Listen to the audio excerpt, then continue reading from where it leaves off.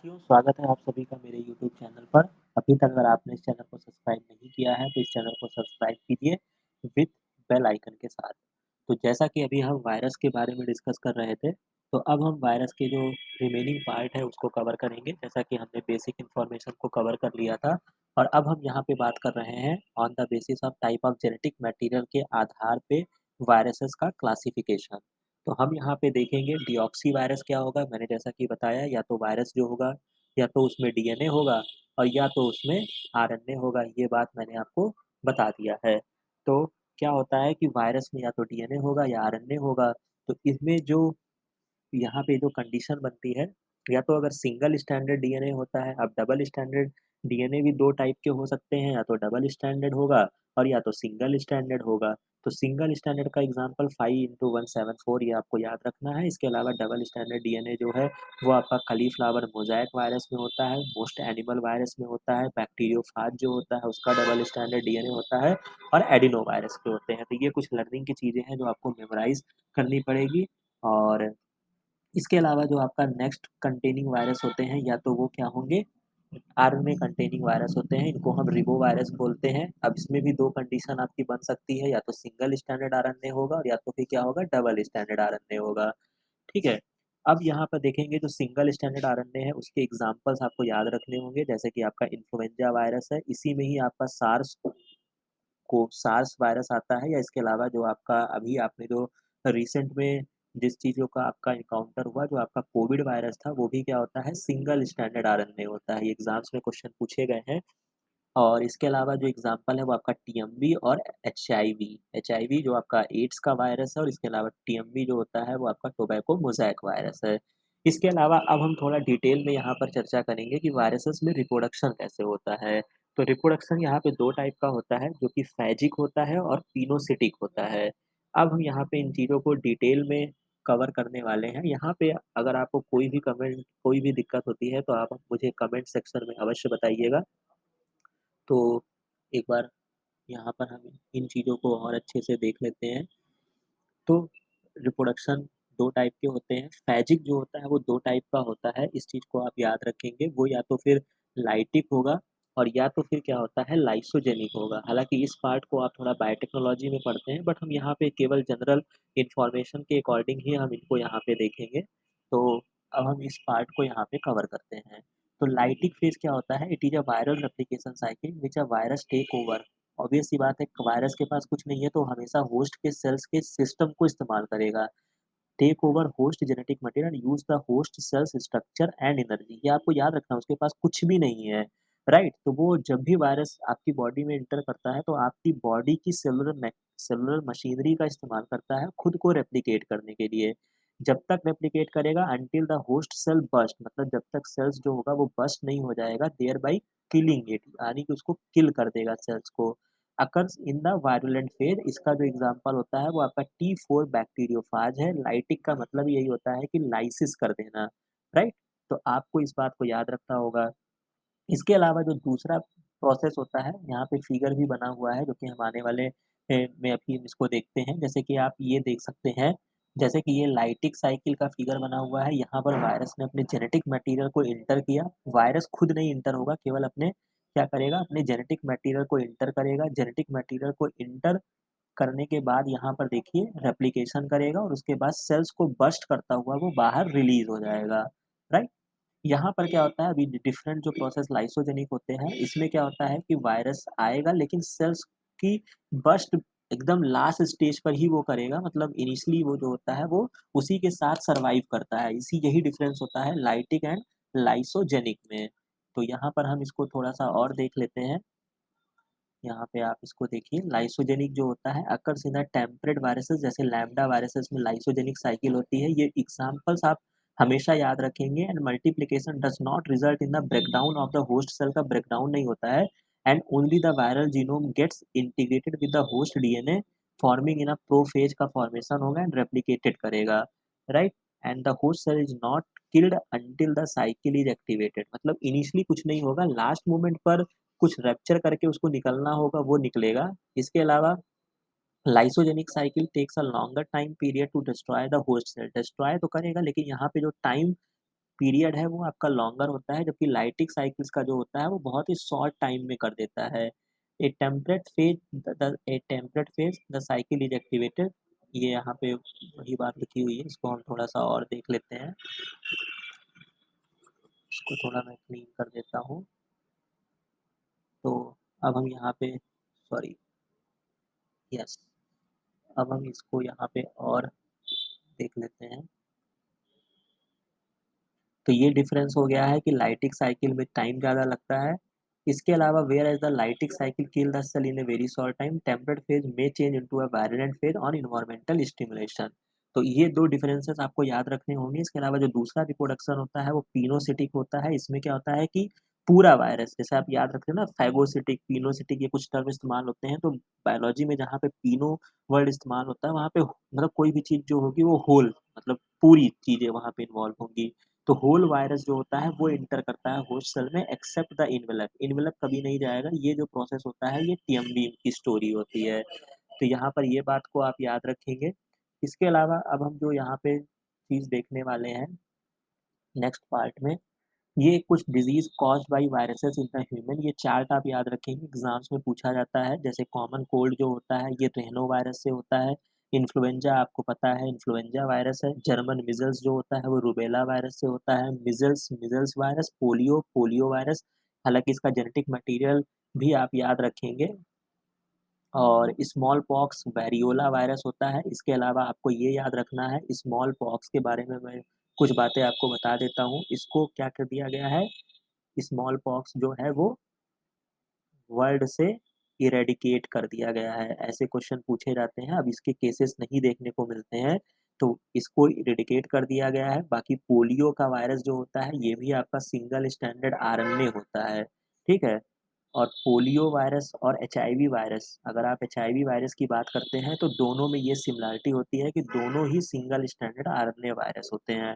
इस तरीके से आपको याद रखना है। इन्फ्लुएंजा में भी सिंगल स्टैंडर्ड आरएनए होगा, ठीक है?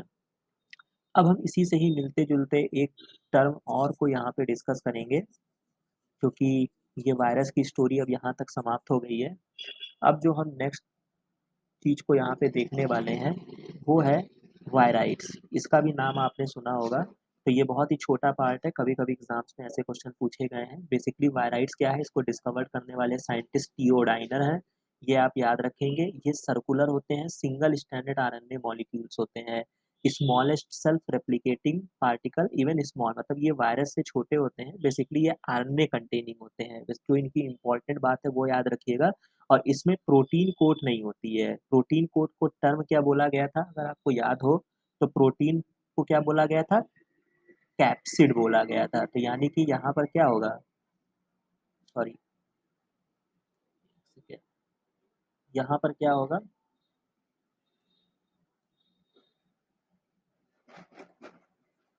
यहाँ पर क्या होगा?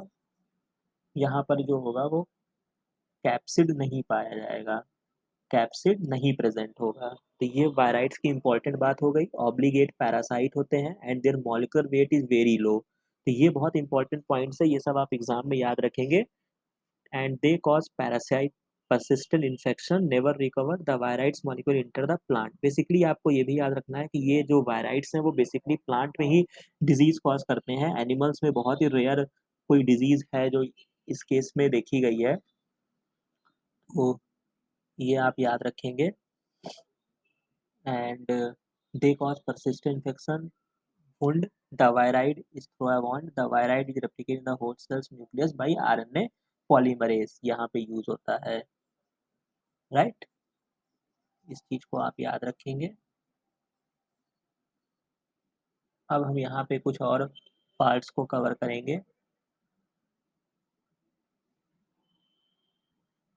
और ये जो यहाँ पे जो टर्म दिया गया है ना, जो मैंने अभी आपको बताया, no viroid disease of animals are known, ये जो होती है ये एनिमल्स में कोई डिजीज आज तक नोन नहीं है। इस बात को आप याद रखेंगे। And these precise mechanism by why viroids cause plant disease, ये भी अनक्लियर है। The only differ from viruses in lacking the virion like dormant phage and in having a smaller genome. मतलब इनका जो जीनोम साइज होता है वो लो होता है, इसीलिए इनको लो मॉलिक्यूलर वेट कम मॉलिक्यूल बोला जाता है। और इसके अलावा क्या होते हैं ये, इनके में कैप्सिड नहीं होता है। राइट? अब इसके स्ट्रक्चर को अगर आप देखते हैं, जो वही बातें हमने बताई, वायराइड्स आर स्मॉल साइज़्ड होते हैं, आरएनए एंटाइटीज़ होती है एंड इस तरीके का इनका पूरी स्ट्रक्चर आपको देखने को मिलता है, रॉड शेप्ड होता है। बाकी यहाँ पे इतनी इन्फॉर्मेशन आपके लिए भी इम्पोर्टेंट नहीं है एंड इसके अलावा क्या होता है, ये चूँकि फ़ोल्डेड स्ट्रक्चर में होते हैं, इस वजह से इन पर कोई भी सेलुलर एंजाइम एक्टिव नहीं कर पाता है, जिस वजह से ये क्या आपके सेल्स में हानिकारक रूप में ये पड़े रहते हैं। और इसके अलावा जो यहाँ पे एक बात याद रखनी है, it does not code for any protein due to absence of initiation codon just similar to intron. तो इनकी जो सिमिलैरिटी होती है वो इंट्रॉन जैसी होती है। यहाँ पर कोई भी इनिशिएशन कोडॉन इनके पास नहीं होता है। और आप हमेशा याद रखेंगे जब भी इनिशिएशन कोडॉन की बात आएगी तो इनिशिएशन कोडॉन जो होता है ये एयूजी होता है, जो मैंने अपने लेक्चर सिकल सेल एनीमिया में बताया था और आपको ये भी बताया था अगर एयूजी सिस्टम में नहीं होगा तो कौन सा कोडॉन आपका इनिशिएशन का काम करेगा, वो जो होगा वो आपका जीयूजी होता है, ठीक है? जीयूजी जो होता है, ये मैं रिकॉल करा देता हूँ, ये वैलीन को कोड करता है, बट जब ये इनिशिएशन का काम करेगा, तो ये वापस से मेथिओनिन को कोड करेगा और एयूजी जो होता है, वो मेथिओनिन को ही कोड करता है। तो इस तरीके की इन्फॉर्मेशन और आपको ऐसे रिकॉल करने पड़ेंगे, जब भी आपको ऐसे टर्म्स मिलें, तो आपको पुरानी चीज़ें रिकॉल आ जानी चाहिए कि हमने इसको वहाँ पे इस रूप में, स्वरूप में पढ़ा था। अब हम इसको कुछ और पॉइंट्स को यहाँ पे देखते हैं। पैथोजेनिसिटी जो होती है, ये मैंने आपको ये पॉइंट बता दिया कि केवल और केवल इनकी जो पैथोजेनिसिटी होती है, वो केवल प्लांट में डिज़ीज़ कॉज़ करते हैं, जिसमें जिस डिज़ीज़ का नाम आपको बहुत अच्छे से याद रखना है, ये मैं लिख देता हूँ, वेरी इंपॉर्टेंट, ये पोटैटो स्पिंडल ट्यूबर डिज़ीज़। ये एग्ज़ाम में आपसे पूछा जा सकता है, इसके अलावा ये 2 नाम और दिए गए हैं, अगर आप याद कर सकते हैं, तो इसको नोट डाउन कर लीजिएगा, याद कर लीजिएगा, बट आप पोटैटो स्पिंडल ट्यूबर डिज़ीज़, इस बात को आप याद रखेंगे। अब हम इसके बारे में आप देख सकते हैं वायराइड्स के बारे में कुछ हिस्टोरिकल इवेंट दिया गया है कि इन्होंने वाटसन एट अल ने इसको बताया कि प्रिमिटिव वायरसेस भी इनको बोला जाता है। इसके अलावा they are degenerated virus infective because in viral infection the number of low molecular weight, मतलब ये बहुत इंपॉर्टेंट पॉइंट है कि इनका जो मॉलिक्यूलर वेट जो होता है वो बहुत ही कम होता है।